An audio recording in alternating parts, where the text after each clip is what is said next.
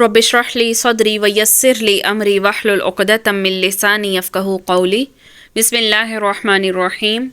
ولو، اور اگر لکلی ہو ہر ایک کے لیے، نفسن ہر ایک جان کے لیے، ظلمت جس نے ظلم کیا ہے، ما فی الارض جو کچھ بھی زمین میں ہے، لفتدت البتہ بدلہ دے گا بھی اسی کے ساتھ، سب بدلے میں ملے گا۔ وَأَسَرُّ النَّدَامَةَ، اور چھپائیں گے ندامت پیشانی کو، لما جب رأوا العذاب جب وہ دیکھیں گے عذاب، فَقُضِیَ پس فیصلہ کیا جائے گا، بینہم ان کے درمیان، بالقسط انصاف کے ساتھ، وَهُمْ لَا يُظْلَمُونَ اور نہیں وہ ظلم کیے جائیں گے۔ اور اگر ہر جان جس نے ظلم کیا ہے، ظلم سے مراد یہاں پر شرک ہے، کہ اس پاس اتنا ہو کہ ساری زمین بھر جائے تب بھی اس کو دے کر اپنی جان بچانے لگے، اور جو عذاب کو دیکھیں گے تو پشیمانی کو پوشیدہ رکھیں گے، اور ان کا فیصلہ انصاف کے ساتھ ہوگا، ان پر ظلم نہیں کیا جائے گا۔ ہر نافرمان شخص ہے جو جتنا بھی زمین کے بدلے، یعنی زمین یا زمین بھر کر چیزیں دینا چاہے گا تاکہ اس کے بدلے میں اسے عذاب سے چھٹکارا مل جائے، وہ سب کا سب بھی دے ڈالے، اور جب عذاب کو دیکھے گا تو وہ صرف کیا کرے گا، پچھتائے گا، اور صرف ندامت ہی ہوگی۔ یعنی آخرت میں صرف اعمال صالحہ کام آئیں گے جو کسی نے اللہ اور آخرت کے دن پر ایمان لاتے ہوئے اپنے لیے آگے بھیجے ہوں گے۔ اعمال کے سوا نہ تو مال دولت کام آئے گا، نہ رشتہ داری، نہ ہی سفارش۔ اور اس آیت میں مال و دولت کا ذکر یہاں پر کرنے کے بعد کیا فرمایا کہ اگر کسی مجرم کے پاس آخرت کو دنیا بھر کے خزانے اور مال و دولت بھی موجود ہوں تو وہ سب کچھ لا کر دلا کر عذاب سے اپنی جان چھڑانا چاہے گا، لیکن ایسا ممکن نہیں ہوگا، کیونکہ رسول اللہ صلی اللہ علیہ وسلم نے فرمایا قیامت کے دن اللہ تعالیٰ کم سے کم عذاب والے دوزخی سے فرمائیں گے، اگر تمہارے پاس دنیا مافیا کی دولت موجود ہو تو کیا اسے اپنے فدیے میں دے دو گے، یعنی کہ اس جرم کے بدلے میں جو تم دنیا میں کرتے رہے ہو؟ تو وہ کہے گا جی ہاں۔ تو اللہ تعالیٰ فرمائے گا میں نے تو دنیا میں تم سے اس سے بھی آسان تر بات طلب کی تھی، اور کہا تھا کہ توحید پر قائم رہنا، تو میں تمہیں جہنم میں داخل نہیں کروں گا، مگر تو شرک پر اڑا رہا۔ تو ندامت کو اس لیے چھپائیں گے کہ انہوں نے غلط راستہ لا علمی یا جہالت کی بنا پر نہیں بلکہ ضد اور ہٹ دھرمی کی بنا پر اختیار کیا تھا، لیکن اس ندامت کو چھپانے میں بھی وہ کامیاب نہیں ہو سکیں گے۔ الا، خبردار ہو جاؤ، ان للہ، بے شک اللہ ہی کے لیے ہے، ما فی السماوات والارض جو بھی آسمانوں اور زمینوں میں ہے، الا خبردار ہو جاؤ، ان وعد اللہ، اللہ کا جو وعدہ ہے، حق وہ حق ہے، ولکن اور لیکن اکثرہم ان میں سے اکثر لا یعلمون نہیں جانتے۔ ہوا یحیی، وہی ہے جو زندہ کرتا ہے، ویمیت اور مارتا ہے، والیہ اور اسی کی طرف ترجعون تم پھیرے جاؤ گے۔ یا ایھا الناس، اے لوگو، قد جاءتکم تحقیق آئی ہے تمہارے پاس، موعظۃ نصیحت، من ربکم تمہارے رب کی طرف سے، وشفاء اور تندرستی، لما اس لیے جو فی الصدور جو ان کے سینوں میں ہے، وہدن اور ہدایت ہے، ورحمت اور رحمت ہے، للمؤمنین ایمان والوں کے لیے۔ تو پچھلی آیت میں کیا فرمایا؟ خبردار ہو جاؤ کہ جتنی چیزیں زمین اور آسمان میں ہیں سب اللہ ہی کے ملک میں ہیں۔ یاد رکھو کہ اللہ کا وعدہ سچا ہے، لیکن بہت سے آدمی علم نہیں رکھتے۔ وہی ہے جو زندہ کرتا ہے، جان ڈالتا ہے، اور وہی ہے جو تمہیں مارتا ہے، اور تم سب اسی کے پاس لائے جاؤ گے۔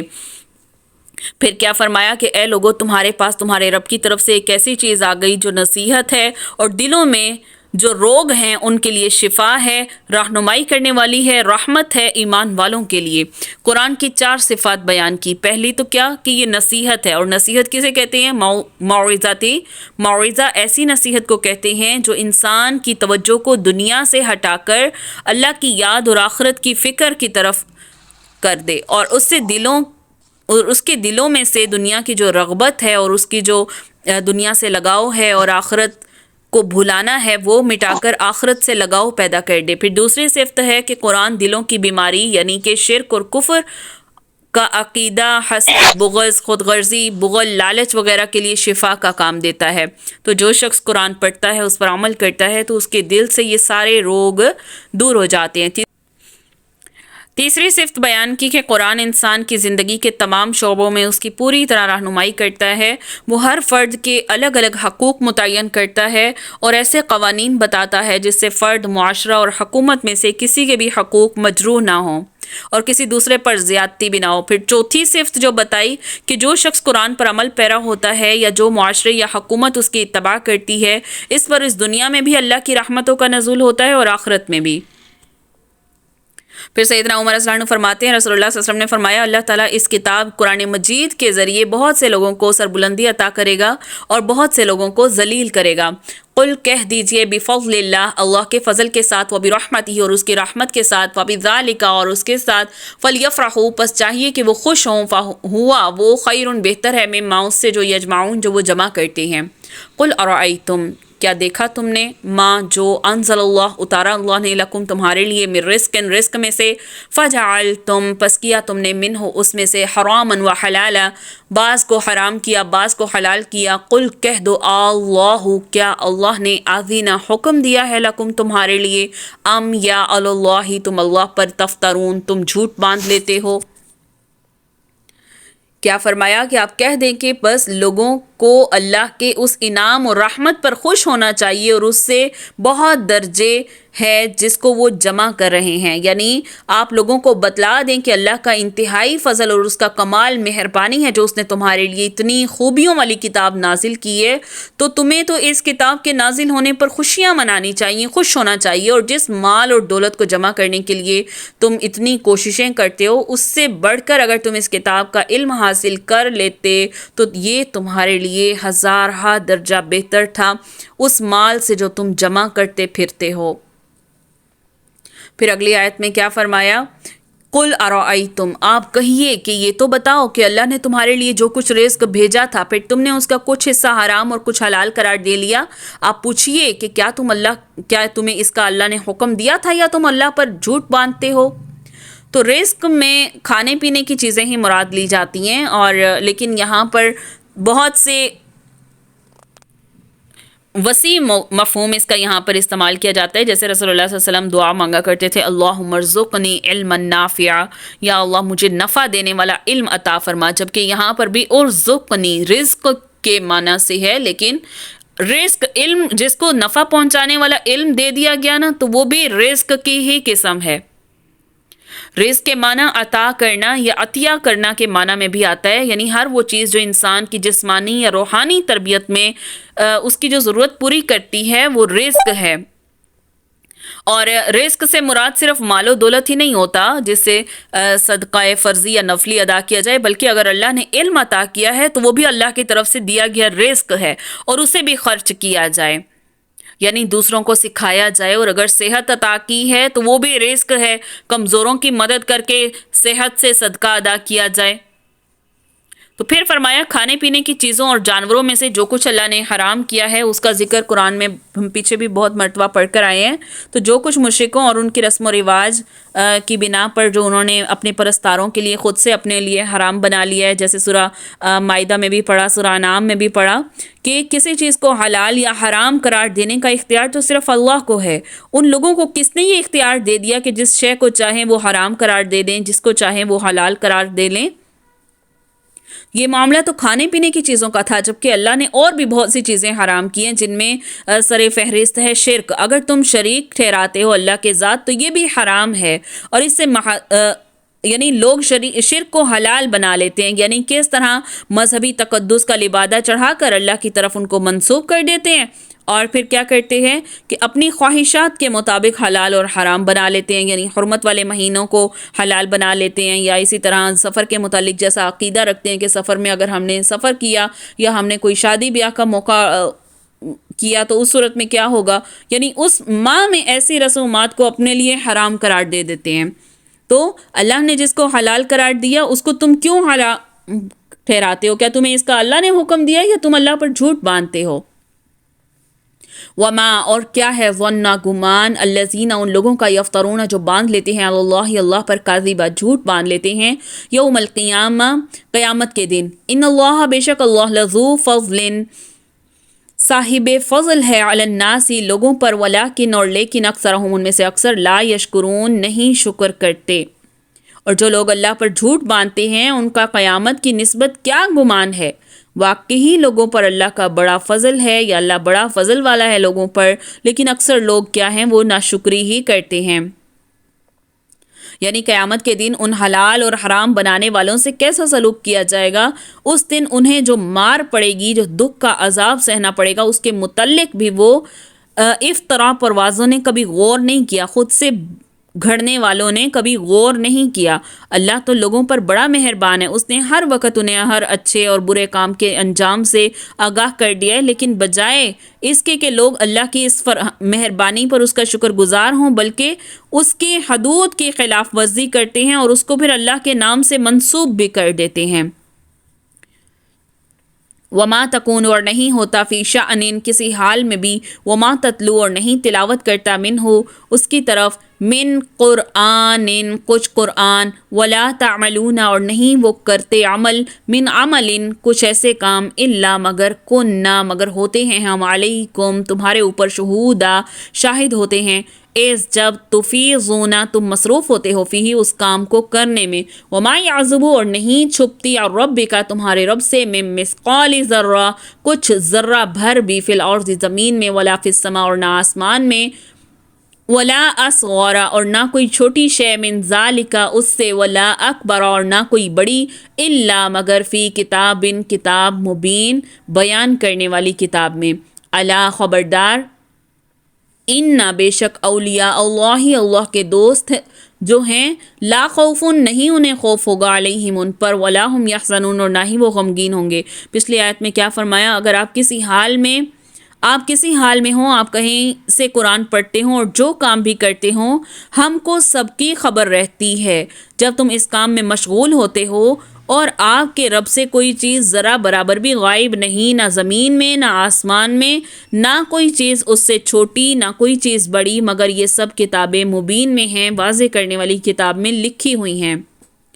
اور سن رکھو کہ اللہ کے دوست ہیں جو ان کو کوئی خوف نہیں ہوگا اور نہ ہی وہ غمگین ہوں گے.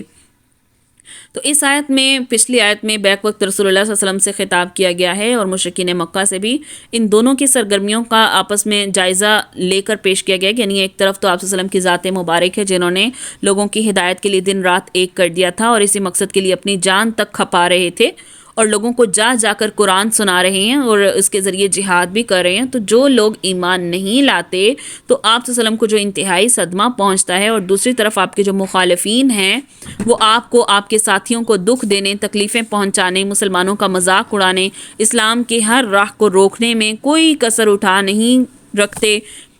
اللہ تعالیٰ یہ سب کچھ دیکھ رہا ہے، کوئی چھوٹی سے چھوٹی چیز بھی اس کی آنکھوں سے اوجھل نہیں رہ سکتی. تو اس آیت میں کافروں کو متنبہ بھی کیا جا رہا ہے کہ جو کرتوتیں تم کرتے ہو یا کرنے کا ارادہ رکھتے ہو وہ سب کچھ اللہ کے علم میں پہلے سے ہی موجود ہے. پھر وہ تمہاری ایک ایک حرکت دیکھ بھی رہا ہے اور اس کے ریکارڈ میں بھی ہے. اور اپنی ان سرگرمیوں کی انجام کی ابھی سے فکر کر لو. اور نبی کی یہی بات کہہ کر، ان کو یہی بات کہہ کر تسلی بھی دی جا رہی ہے اور صبر کی بھی تلقین کی جا رہی ہے. پھر آگے اولیاء اللہ کی صفات بتائیں کہ کیا ہوگا کہ جو لوگ ایمان لاتے ہیں، اللہ سے ڈرتے ہیں. متقین کی صفات جیسے ہم پیچھے بھی پڑھ کر آئے، غیب پر ایمان لاتے ہیں، نماز قائم کرتے ہیں، جو ہم نے انہیں رزق دیا ہے اس میں سے خرچ کرتے ہیں، اور پرانی کتابوں پر یعنی جو سابقہ کتابیں ان پر ایمان لاتے ہیں، آخرت پر یقین رکھتے ہیں. تو جن میں یہ صفات پائی جائیں وہ سب اولیاء اللہ ہیں. تو ان پر کیا ہوگا؟ نہ کوئی خوف ہوگا اور نہ ہی وہ غمزدہ ہوں گے. الذین، وہ لوگ جو آمنوا، ایمان لائے، وکانوا، اور تھے، یتقون، پرہیزگاری کرتے، لہم، ان کے لیے، بشرا، خوشخبری ہے، فی الحیات الدنیا، دنیا کی زندگی میں، وفی الآخرہ، اور آخرت کی زندگی میں، لا تبدیل، نہیں بدلتا، لکلمات اللہ، اللہ اپنے کلام کو یا اللہ کی باتیں نہیں بدلتی، ذالک، یہی ہے، هو الفوز العظیم، بڑی کامیابی. ولا يحزنک، اور نہ غمگین کرے تمہیں، قولہم، ان کی کوئی بھی بات، ان العزت للہ جمیعا، بے شک ساری کی ساری عزت اللہ ہی کے لیے ہے، هو السمیع العلیم، وہی سننے والا ہے، وہی جاننے والا ہے. تو پچھلی آیت میں کیا فرمایا؟ لہم البشرا فی الحیات الدنیا وفی الآخرۃ لا تبدیل لکلمات اللہ ذالک الفوز العظیم. ان کے لیے دنیاوی زندگی میں بھی اور آخرت میں بھی خوشخبری ہے. اللہ تعالیٰ کی باتوں میں کوئی فرق نہیں ہوا کرتا. یہ بڑی کامیابی ہے. یعنی اللہ تعالیٰ کی بشارت ایسی ہے جو حتمی ہے، یقینی ہے، اس میں کوئی تغیر و تبدل نہیں ہے. اور جو اللہ کے دوست ہوں یا جن کا دوست اللہ ہو وہ کہیں بھی کسی حال میں بھی پریشان نہیں ہوں گے، اور یہ ان کے لیے بڑی کامیابی ہے. پھر کیا فرمایا، آپ کو ان کی باتیں غم میں نہ ڈالیں، تمام تر غلبہ اللہ ہی کے لیے ہے، وہ سنتا بھی ہے، وہ جانتا بھی ہے۔ یعنی اولیاء اللہ کے بعد، یعنی اولیاء جو ہیں وہ اللہ کے بعد اب ساتھ ہی اعداء اللہ کا یہاں پر ذکر فرمایا کہ جو حق کا انکار کرتے ہیں، تو ان کے لیے کیا ہے، یعنی جو مسلمانوں کو ایک تو ان پر باتیں کستے ہیں، مذاق اڑاتے ہیں، تکلیفیں پہنچاتے ہیں، اور اس آیت میں اب پیغمبر اسلام اور مسلمانوں کو یہ کہہ کر تسلی دی جا رہی ہے کہ یہ چاہے کچھ بھی کر لیں، غلبہ، قوت، اقتدار، عزت، سب کچھ اللہ کے ہاتھ میں ہے۔ اللہ تمہیں کبھی اس حال میں نہ رہنے دے گا، بلکہ ایسے حالات پیدا کرے گا کہ جو منکرین حق ہیں ذلیل ہوں گے، رسوا ہوں گے، اور عزت اور غلبہ کس کا ہوگا؟ اہل حق کا ہی ہوگا۔ الا خبردار، ان للہ، بے شک اللہ کے لیے ہے، من فی السماوات و من فی الارض، جو بھی آسمانوں میں ہے اور جو زمینوں میں ہے، وما یتبع الذین، اور نہیں پیروی کرتے وہ لوگ جو یدعون، جو پکارتے ہیں، من دون اللہ، اللہ کے علاوہ، شرکاء، شریکوں کو، ان یتبعون، نہیں وہ پیروی کرتے، الا مگر ظن، گمان کی ہی پیروی کرتے ہیں، وانہم، اور نہیں وہ، الا مگر یخرصون، مگر کیا کرتے ہیں؟ اٹکلیاں کرتے ہیں۔ یاد رکھو کہ جتنے کچھ آسمان میں ہے، جتنا کچھ زمین میں ہے، سب اللہ ہی کا ہے، اور جو لوگ اللہ کو چھوڑ کر دوسرے شرکاء کی عبادت کر رہے ہیں، کس شے کی پیروی کر رہے ہیں، یہ تو صرف اٹکلیاں کر رہے ہیں۔ هو الذی، وہی ہے جس نے جعل کیا، لکم تمہارے لیے، لیل، رات کو، کیا کیا؟ لتسکنوا، تاکہ تم تسکین حاصل کرو، تاکہ تم آرام کرو، فیہ، اس میں اللہ تعالیٰ نے رات کو بنایا تاکہ تم آرام کرو، والنہار، اور دن کو بنایا، مبصرا، روشن، دکھانے والا، ان، بے شک، فی ذالک، اس میں، لآیات، بہت سی نشانیاں ہیں، لقوم، ایسی قوم کے لیے، یسمعون، جو سنتے ہیں۔ وہ ایسا ہے جس نے تمہارے لیے رات بنائی تاکہ تم اس میں آرام کرو، اور دن اس لیے کہ دیکھنے بھالنے کا ذریعہ ہے، تحقیق، اس میں دلائل ہیں ان لوگوں کے لیے جو سنتے ہیں۔ یعنی اللہ کو تو مختار کل ماننے کے لیے بے شمار دلائل موجود ہیں، جن میں سے ایک یہ کہ اس نے رات اور دن کو پیدا فرمایا۔ اب اس کی ایک نشانی پر غور کرنے سے مزید بے شمار نشانیاں مل جاتی ہیں کہ وہ اللہ کے مختار کل اور قادر مطلق ہونے، ہستی ہونے پر دلالت کرتی ہیں، یعنی کہ وہ اکیلا ہی حاجت روا ہے، مشکل کشا ہے، نیز اسے پکارنے اور خالص اسی کی عبادت کرنے کے لیے تو ایسے ٹھوس حقائق موجود ہیں۔ لیکن جو لوگ اللہ کے سوا دوسری شے کو پکارتے ہیں یا ان کی پرستش کرتے ہیں، ان کے پاس ایسی کون سی دلیل موجود ہے جس سے یہ ثابت ہو سکے کہ جن کی وہ عبادت کر رہے ہیں وہ حقیقی ہیں؟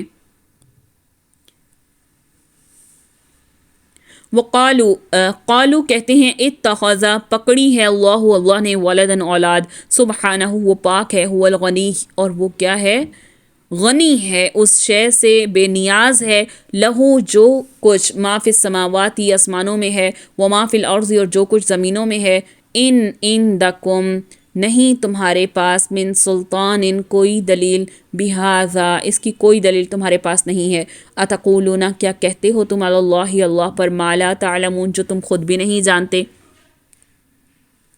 وہ کہتے ہیں کہ اللہ اولاد رکھتا ہے، سبحان اللہ، وہ تو کسی کا محتاج نہیں ہے، اس کی ملکیت ہے جو کچھ آسمانوں میں ہے، جو کچھ زمین میں ہے، تمہارے پاس اس پر کوئی دلیل نہیں ہے۔ کیا اللہ کے ذمے تم ایسی بات لگاتے ہو جس کا تم خود ہی علم نہیں رکھتے؟ اولاد بنانے کی تو دو صورتیں ہوتی ہیں نا، جیسے پیچھے ہم پڑھ کر بھی آئے، جیسے اگر کسی نے اولاد بنائی، بیوی اس کی ہے یا اس کے بچے ہیں، تو وہ اب کیا ہو گئے؟ وہ محتاج ہو گئے، اور جو محتاج ہو وہ حقیقی معبود نہیں ہو سکتا۔ اور پھر حقیقی شان تو معبود کی یہی ہے کہ جو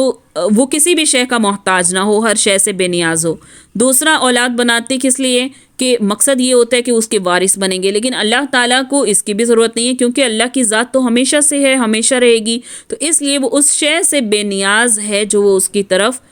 باندھتے ہیں۔ اس کے علاوہ اللہ کی اولاد نہ ہونے پر دوسری دلیل جو اس آیت میں بیان ہوئی کہ اس کائنات میں جو شے بھی موجود ہے اللہ کی ملکیت ہے، اور اولاد اپنے والد کی ملکیت نہیں ہوتی،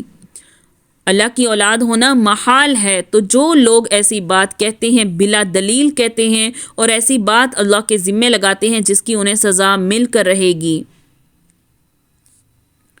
قل کہہ دو ان الذین بے شک وہ لوگ یفترون جو باندھ لیتے ہیں اللہ پر کاذبہ جھوٹ باندھ لیتے ہیں لا یفلحون نہیں وہ فلاح پائیں گے متاع فائدہ ہے فی دنیا کا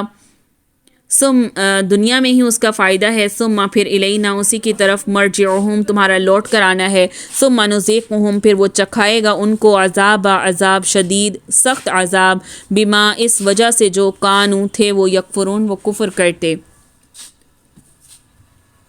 یہ دنیا میں تھوڑی سی عیش ہے پھر ہمارے پاس ان کا آنا ہے پھر ہم ان کو ان کے کفر کے بدلے سخت عذاب چکھائیں گے.